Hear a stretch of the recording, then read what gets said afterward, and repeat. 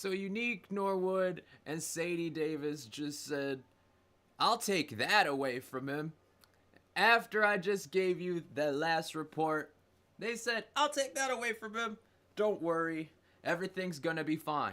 So they're still, after I just exposed the truth about every little ass thing that they're doing here, I'm the one who's left holding the bill.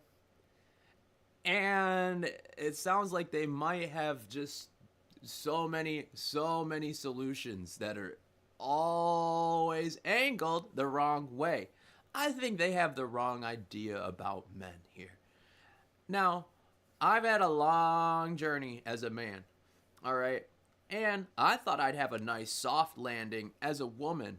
And I was doing my grandma a solid when I transitioned. Okay, my grandma passed away, and we needed some fucking badass grandma. And like, so I grew out my hair. I fucking started like wearing a bunch of fucking clothes, and then I picked it up sexually. All right, nothing any adult wouldn't also look at doing. Once you've gotten that far into you look right, you feeling a little more froggy about it. Go ahead and stick that dildo up your ass for like money if you need to. Even go, you look good, right? So like I'm sitting here designing myself cosmetically to feel more like my inside. My outside, my inside kind of matching up a little bit. And like being able to be like, hey, you know what? I definitely think women could use more strong women role models. And they keep wanting to be like, hey, you a mole. And then I'm like, no, no, no, no. I've actually been raised by my older sister my entire life. I have an older sister.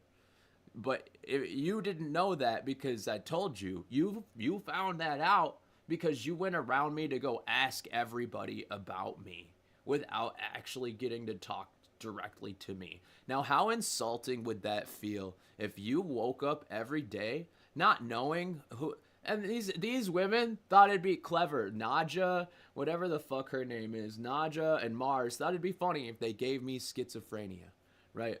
They thought it'd be funny, but they didn't know I was like vetted on the like 5D enigmatic dimensionalism. So like they're just sitting there thinking that, oh, he'll think he's crazy and he'll say stuff that'll make people think he's crazy. Even though we know it's real and we just can't talk about it. But they're just like sitting there knowing how fucked up this could get. And every time it gets a little bit more gets revealed here on this channel at PARACONOMY Inc., people are going to be looking at everybody a little bit differently because the day's just getting started. 8:57. Look, it's been about 20 minutes since my last post here. And it's already coming out on the clock that the Edwards family is working in cahoots with the cops. The cops keep pulling favors for the goddamn Candela's suite and Sharon Kelly's suite. And they keep contacting people, the other teachers in the witchcraft community through my mother. Now, because they're all white, kind of women-centric, they feel like this will be the one we'll finally have the win on.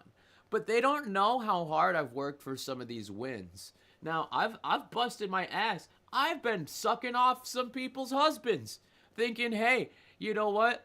If I can help men, then I'm doing a good job as a woman. But these women haven't gotten to know me that far.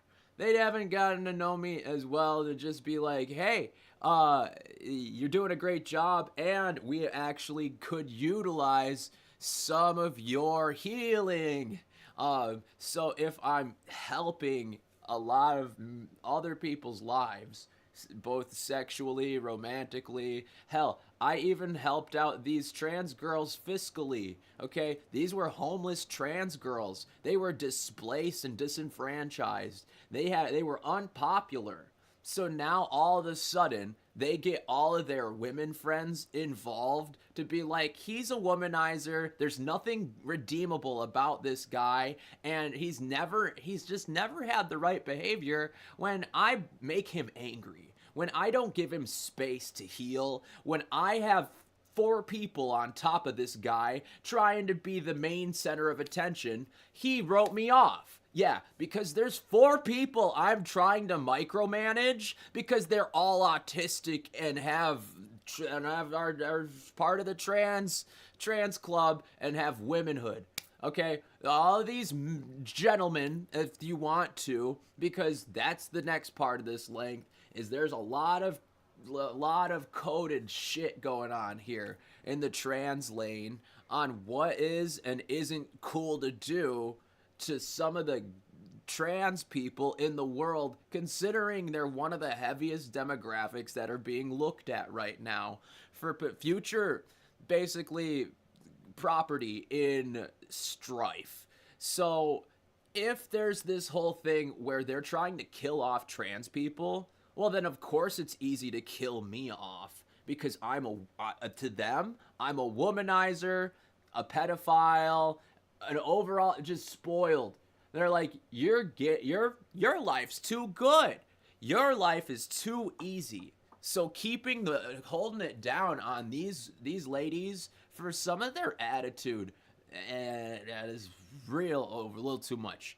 It's coming off way too strong here, and I'm gonna need a second hand out from some of these people, because if they're causing me to live here, live in squalor, live with less, not even they don't want me to eat right, dog. They've been bitching at me about trying to eat right, and they keep trying to give me dog food, and they keep calling me puppy, and they keep doing weird shit that I'm really uncomfortable with.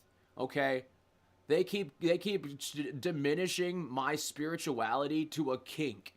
So, Unique Norwood,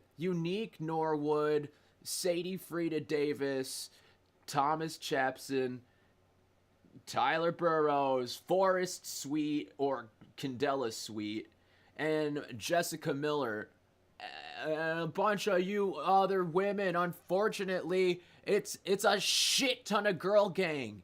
And I hate that because I've been working my ass off to make sure that this isn't happening and good guys aren't ending up in trouble because women just didn't understand it, and I've been placed in this place to show pony, all right? It's not very fun. It's making me emotional. I'm ready to cry because of how many times I've had to sit here and listen to these women bully me, okay? This is what they're doing.